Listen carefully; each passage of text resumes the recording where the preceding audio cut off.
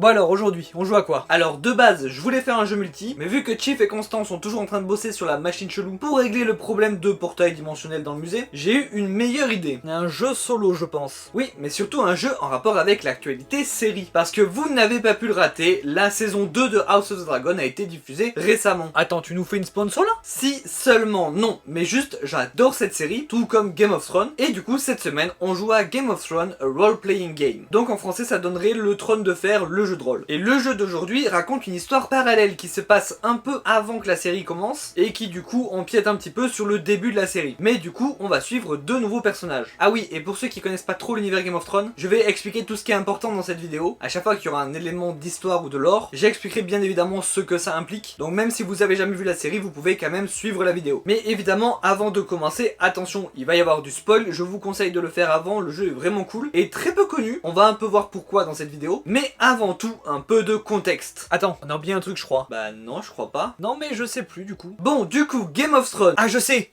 générique.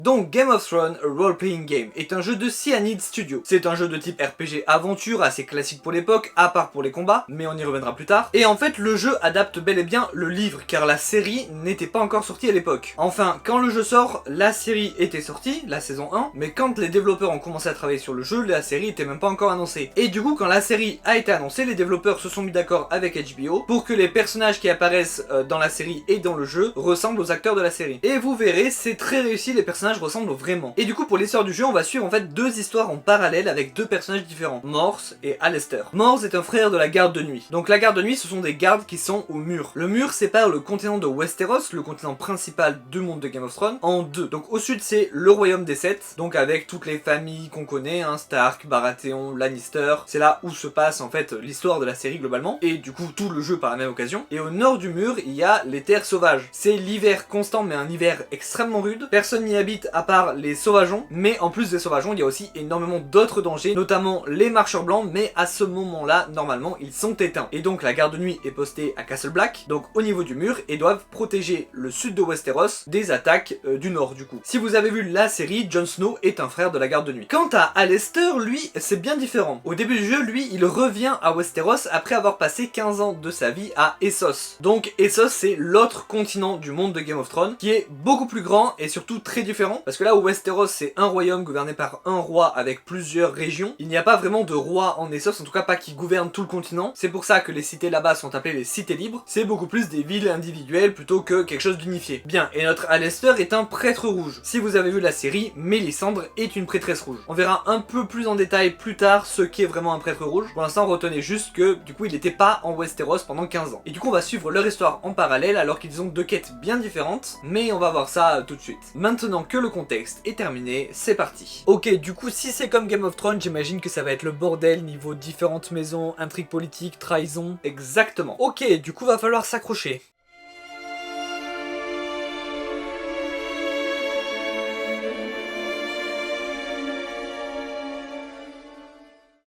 Year 298. Westeros.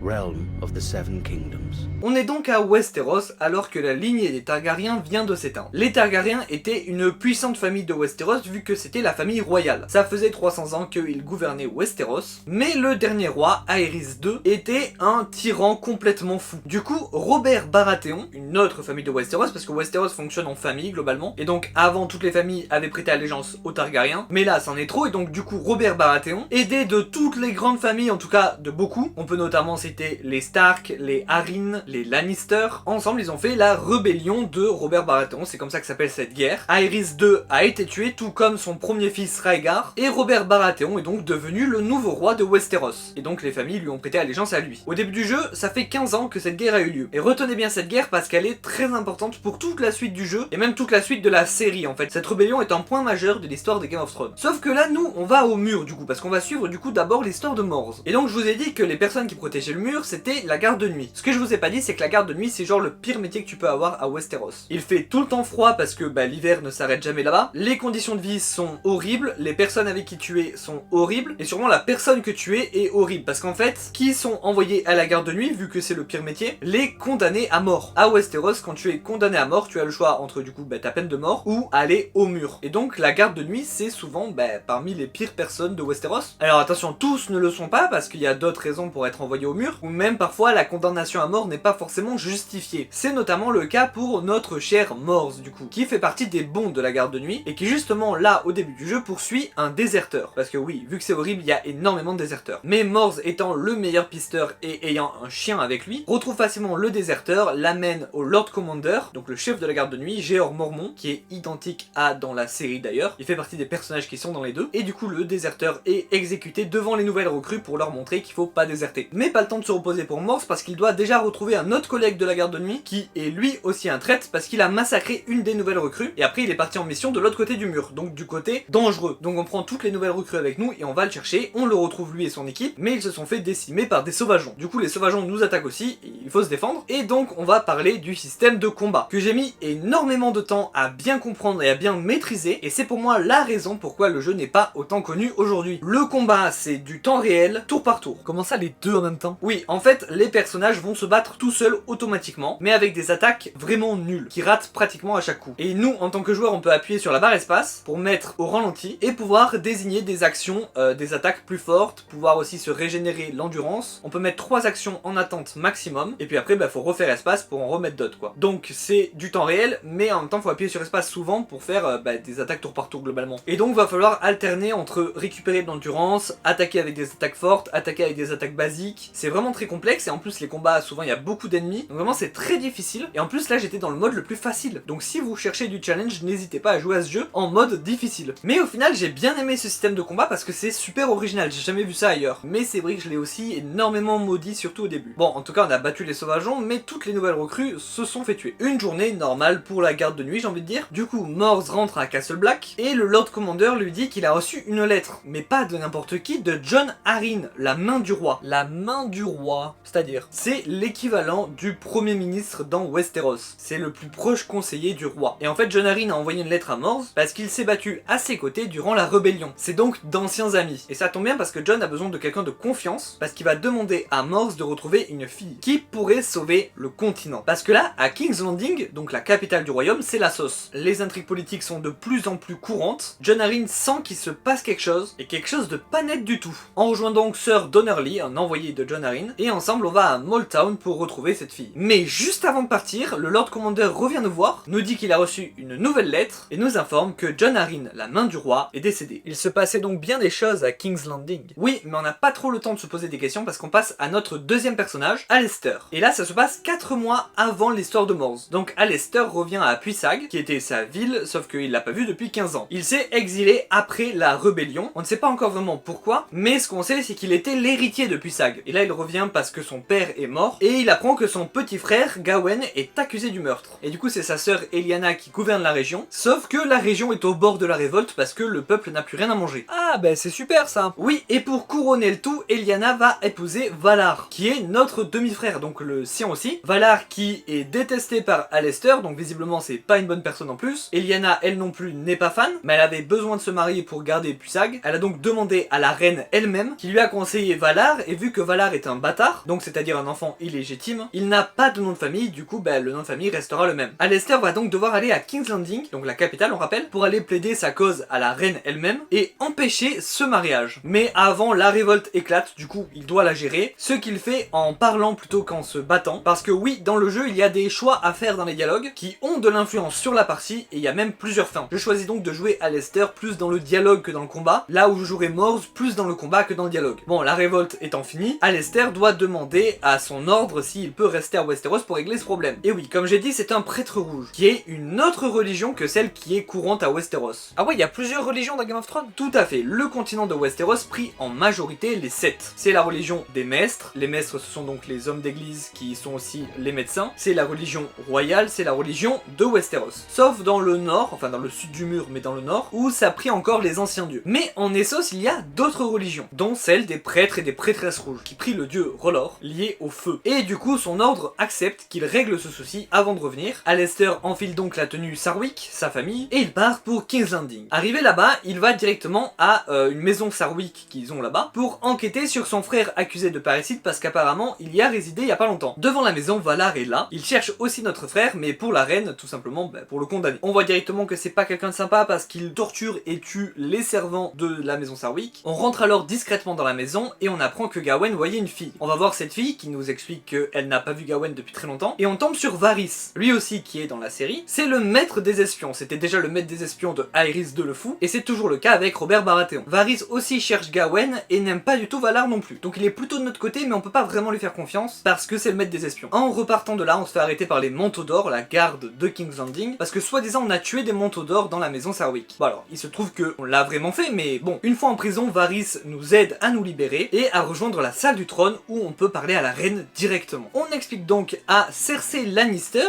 qui elle aussi est dans la série et vraiment ressemblante, on lui explique tout et elle nous autorise à enquêter sur notre frère et jusqu'à ce qu'on prouve quoi que ce soit, il ne sera plus recherché. Et surtout on va devoir lui prouver notre loyauté en faisant des missions pour elle, pour regagner notre titre et puis Sag, et pouvoir du coup annuler le mariage. Et donc notre première mission ça va être de retrouver des ennemis de la couronne, accompagnés de Valar. Ah, pas ouf.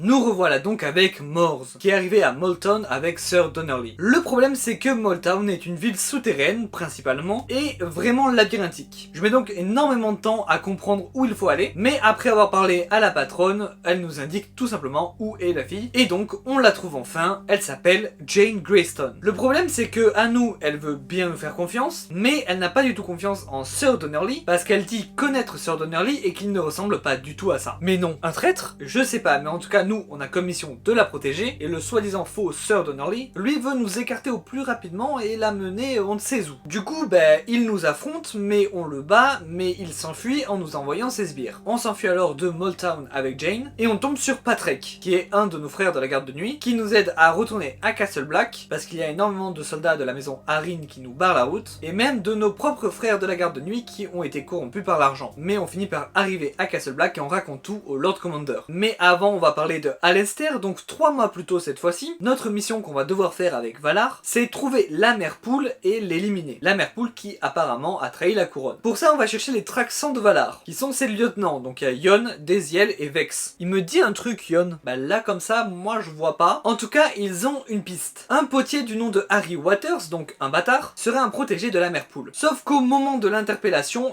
il s'enfuit, on est attaqué par des soldats Arryn, mais on finit par les battre et à retrouver la base de la mère poule en suivant les traces de Harry, et donc on tombe sur la mère poule qui n'est nul autre que Sir Donnerly, le vrai donc, qu'on doit tuer. Attends, mais si on tue Sir Donnerly maintenant, et que ça se passe 3 mois avant l'histoire de Mors, ça veut dire que celui qui était avec Mors était bien un faux. Oui, et puis Jane avait raison, il ne se ressemblait pas du tout. Bref, on tombe sur des documents qui expliquent que Donnerly, le vrai, a permis à une fille de rejoindre le Nord, sur ordre de Jon Arryn, la main du roi lui-même. Et on apprend aussi que Donnerly devait la retrouver là-bas. Valar explique que c'est une fille qu'il traquait déjà et qui lui avait échappé. Il comprend maintenant pourquoi du coup, elle est dans le nord. Et maintenant qu'il sait où elle est et qu'en plus elle attend Donnerly, il décide d'envoyer quelqu'un d'autre se faire passer pour Donnerly pour aller l'attraper. Et c'est donc Yon qui fera l'affaire. Ah mais c'est pour ça qu'il me disait un truc, c'était le faux Donnerly. Alester et Valar vont quant à eux faire un rapport à la reine, notamment de la trahison directe de Jon Arryn. Mais la reine leur dit de pas trop s'inquiéter pour Jon Arryn vu qu'il vient de mourir. Comme de par hasard, étrange. Oui, et en plus elle leur donne une nouvelle mission, retrouver la fille et l'éliminer. Et elle se servira de ça pour savoir lequel des deux mérite Puissag. Sauf que Alester est mal parti parce que Valar a déjà un homme envoyé là-bas, Yon. En plus, en sortant de la salle du trône, il tombe sur un certain Harwood Alton qui dit avoir des informations sur son petit frère Gawain. Et il l'invite chez lui.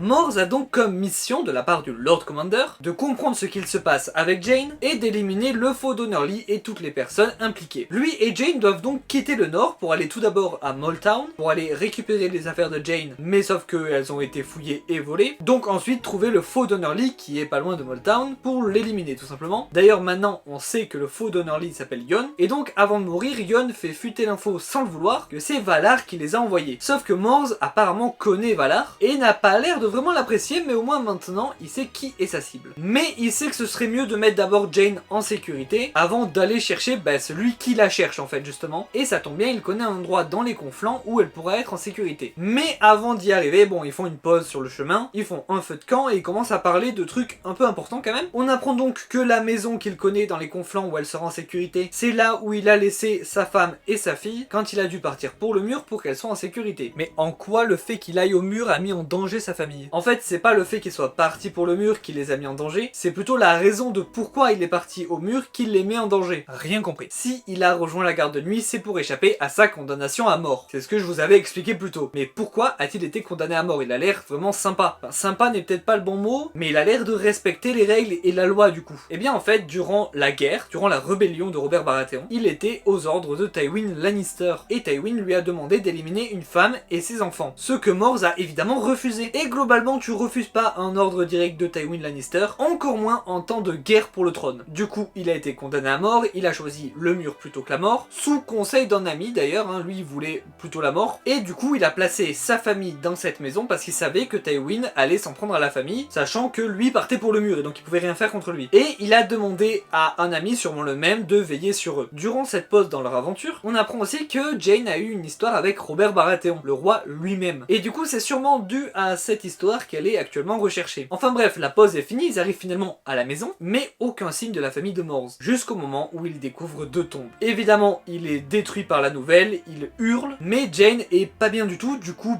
il s'arrête et il va la voir, et il comprend qu'elle est en fait enceinte. Mais avant d'en savoir plus, on passe à Alester. Et là, je vais genre vraiment résumer parce que c'est super long ce passage dans le jeu. Donc Alester va chez Harwood, celui qui avait des informations sur son frère. Il apprend qu'il y a eu un meurtre dans les égouts. On apprend que Gawain est lié à ce meurtre. On va dans les égouts et on apprend que les manteaux d'or ont amené le cadavre et le tueur dans leur prison. Du coup, on se déguise en manteau d'or et on infiltre la prison. Alester trouve alors le cadavre qui est bien celui de Gawain. Mais en interrogeant l'assassin et en fouillant la zone, il découvre que Valar a commandité ce meurtre. Il ramène donc tout ça à Harwood et là, tenez-vous bien, on apprend que Jon Arryn, la main du roi avant sa mort, a demandé le registre généalogique des 7 couronnes. C'est une sorte de gros livre où il y a toutes les données généalogiques des rois, des reines, des grandes familles de Westeros, et ce sur des années et des années, probablement des siècles. On apprend aussi que Jon Arryn a été aperçu aux côtés de Stannis Baratheon, le frère du roi, dans tout King's Landing, la capitale, à essayer de trouver des bâtards. Et comme par hasard, Valar et Cersei, donc la reine, traquent ces mêmes bâtards aujourd'hui. Du coup, il nous faut le registre pour comprendre ce que Jon Arryn a trouvé dedans. Pour l'avoir, on participe à un combat clandestin dans les égouts. Oui, longue histoire, hein, je vous ai dit, je résume énormément. On ramène donc le registre à Harwood et révélation, en fait, d'une union Baratheon-Lannister, l'enfant aura toujours les cheveux noirs, car les cheveux noirs des Baratheon l'emportent sur les cheveux blonds des Lannister. Et donc, vu que les enfants royaux sont blonds, on comprend que ce sont alors des bâtards, et qu'ils n'ont aucun sang Baratheon, ce sont seulement des enfants de Cersei. Et donc, les bâtards de King's Landing, qui sont des bâtards de Robert Baratheon, sont les vrais héritiers du trône. C'est pour ça que la reine les fait assassiner. Oui, mais c'est pas fini. Je vous avais dit qu'il fallait vous accrocher, hein. En fait, Harwood fait partie d'une confrérie, à laquelle le père d'Alester était aussi adhérent, qui veut ni de la reine Lannister, ni du roi Baratheon, mais bien un troisième choix, le retour des Targaryens sur le trône. Parce que à part Aerys II, donc le dernier roi, le fou, il y a eu 300 ans de paix sous le règne des Targaryens. La conquête d'Aegon, la danse des dragons, bon, à peu près la paix en tout cas. Et il nous dit que la fille, Jane, est super importante pour la confrérie, car c'est en fait une bâtarde de l'ancien roi Aerys II lui-même, c'est en fait une Targaryenne.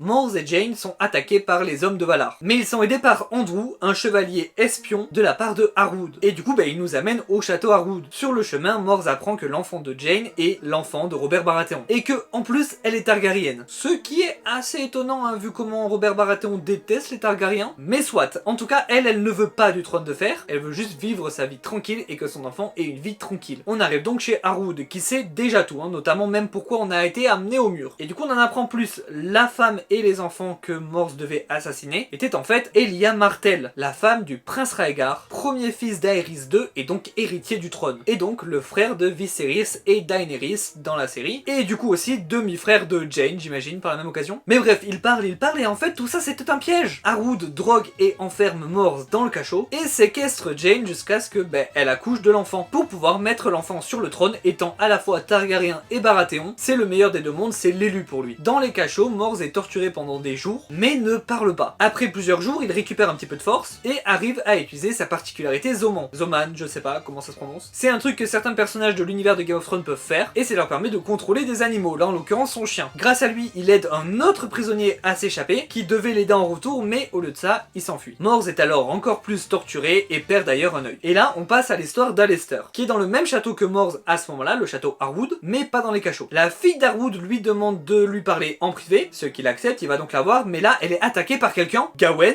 le petit frère d'Alester. En fait, il n'a jamais été mort, c'était un coup monté de la part d'Harwood, lui était juste retenu prisonnier ici et torturé dans les cachots. C'est le prisonnier qu'on a libéré avec Mors. Alester veut le faire s'échapper, mais d'abord il doit aller chercher du soin auprès d'un maître, parce que Gawain est vraiment mal en point. Il va donc voir Maître Martin, qui ressemble de fou à quelqu'un. Mais oui, on dirait la personne qui a écrit le lore d'Elden Ring. Oui, exactement, c'est George R.R. Martin, qui a donc écrit le lore d'Elden Ring, et surtout, là en l'occurrence, celui qui a écrit Game of Thrones. C'est pour ça qu'il est en easter egg dans ce jeu. Ah oui, ça a plus de sens, oui. Donc, Alester soigne Gawain et décide de s'en aller. Mais avant tout, Gawain veut aller sauver le prisonnier qu'il a aidé à s'échapper. Parce qu'en fait, s'il l'a pas fait avant, c'est parce qu'il était trop faible et seul. Maintenant qu'il est avec Alester et un peu mieux, il doit aller sauver celui qui l'a sauvé. Ils vont donc tous deux au cachot et arrivent pile au moment où Mors allait se faire exécuter. Et là, Alester reconnaît Mors. Les deux étaient en fait amis proches durant la guerre. Ils ont servi ensemble durant la rébellion de Robert Baratheon. Mais les retrouvailles sont de courte durée. Un soldat Harwood assassine Gawain. Pris de colère, Alester veut se venger sur Harwood lui-même. Il décide donc d'aller chercher Jane, et en allant chez Jane, tombe sur Harwood. Le problème c'est que Harwood n'est pas seul, il a plein de gardes avec lui, ils sont trop nombreux. La seule solution c'est de sauter par la fenêtre alors qu'ils sont très hauts, et d'espérer survivre. Sauf que Jane ne peut pas le faire vu que elle est enceinte, mais de toute façon Harwood ne lui fera rien tant que le bébé sera pas né, donc elle reste auprès d'Harwood, et nos deux persos sautent, et fin du chapitre.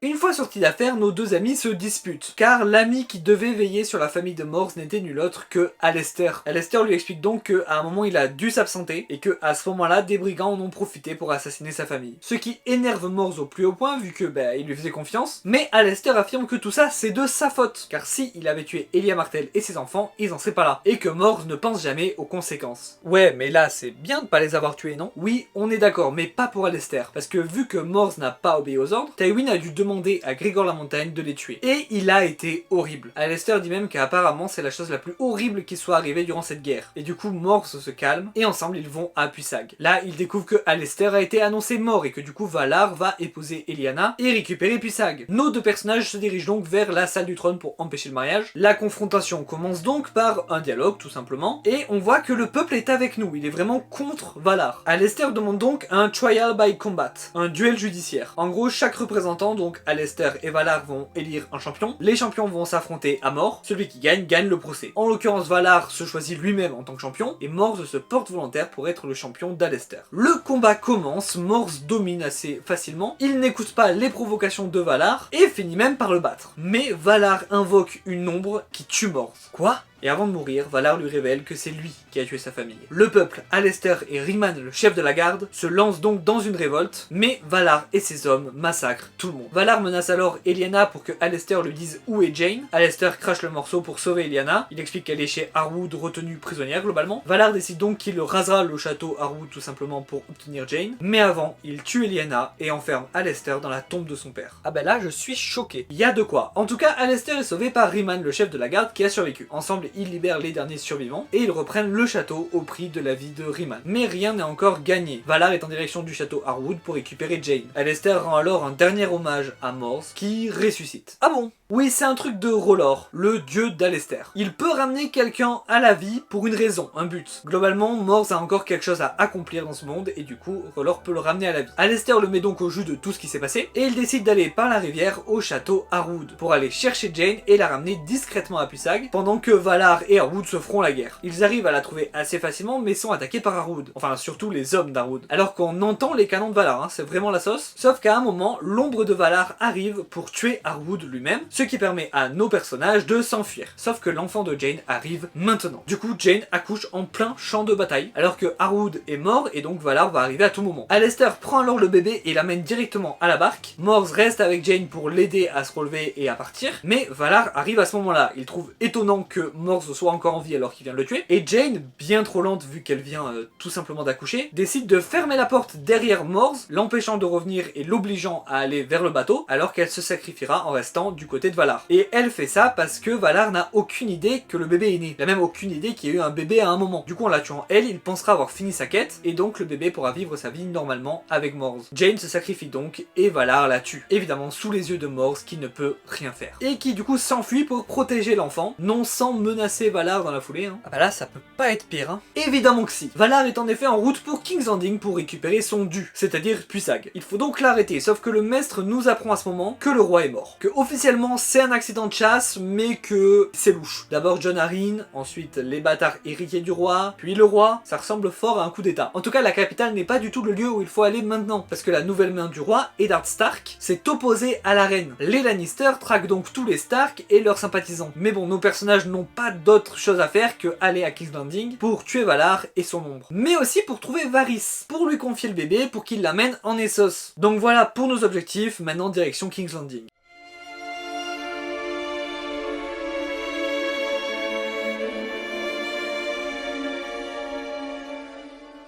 J'ai vraiment l'impression de regarder une série, c'est fou ce jeu. Ben ça tombe bien, c'est pas fini, nous voilà arrivés à King's Landing. Effectivement, à peine arrivé, on nous demande déjà si on fait partie des Stark. Mais non, du coup tout va bien, même si on est quand même recherché, tout va bien. Bref, on retrouve Lord Varys, qui nous explique que dans quelques temps, Eddard Stark va confesser devant tout King's Landing, et donc à ce moment-là, la salle du trône sera vide, et Valar y sera. Parce que Varys lui a dit qu'il y avait un enfant, et qu'il sera là, dans cette salle du trône à ce moment-là. Voilà, du coup maintenant Valar sait que Jane a eu un enfant, mais au moins c'est pour l'attirer dans un piège. Sauf qu'il nous faut un truc pour battre l'ombre. Et cette chose, c'est de l'acier valérien. Et ça tombe bien parce que quelqu'un a une épée en acier valérien à King's Landing. Et en plus, c'est un vieil ami à Alester et Mors. Clément Buckler a servi avec eux pendant la guerre. Il les appelle même le duo à l'épée à double tranchant. Donc Alester et Mors avaient une réputation tous les deux. Bref, il veut pas nous donner l'épée, on l'affronte, on gagne. Il nous donne l'épée en nous disant qu'on est plus fort de toute façon et que l'épée doit aller à des gens forts. Et c'est parti pour la salle du trône pour affronter Valar. Le combat est rude, il invoque son ombre, ce qui fait une situation de 2v2, mais nos personnages sont quand même l'épée à double tranchant. Du coup, l'ombre est vaincue par l'acier valérien et Valar est repoussé sur le trône de fer. Et là... Have you never asked yourself how they actually died? Let's be done with this bastard, Mors. Finish him. You'd like me to keep quiet, wouldn't you, big brother? What does that mean, Alistair? Mors, who do you think was looking after Serena when I took care of your little girl? Valar sous-entend que Alester nous a pas tout dit. Mors tue Valar sur le coup et demande des explications à Alester, qui lui explique sous forme d'un flashback. Alester et Valar ont reçu l'ordre de la part de Tywin Lannister de tuer la famille de Mors en représailles pour ce qu'il a fait. Et ils ont exécuté les ordres. Alester, qui devait les protéger, devint alors leur bourreau. De retour dans le présent, Mors défie Alester dans un combat fratricide. Mors a l'avantage, mais des gardes arrivent dans la salle du trône. Les deux mettent alors leurs différents côtés pour aller se battre une dernière fois ensemble, la dernière danse de l'épée à double tranchant. Une fois l'affrontement fini, le combat peut reprendre. Mors triomphe alors de Alester, dit un dernier adieu à son vieux frère et met fin à la vie de son ami. Varys arrive donc dans la salle du trône avec le bébé et demande un dernier choix à Mors. Soit il retourne au mur et Varys emmène l'enfant en Essos, soit Mors déserte la garde de nuit pour amener l'enfant lui-même en Essos et vivre avec lui. Et lui, dont la fidélité au mur n'avait jamais été remise en cause, décide de déserter pour Jane, pour l'enfant. On le voit finalement plusieurs jours plus tard, il arrive dans une maison avec l'enfant, mais il est retrouvé par un frère de la garde de nuit qui le traite de déserteur et l'affronte. Mais Mors n'a pas dit son dernier mot.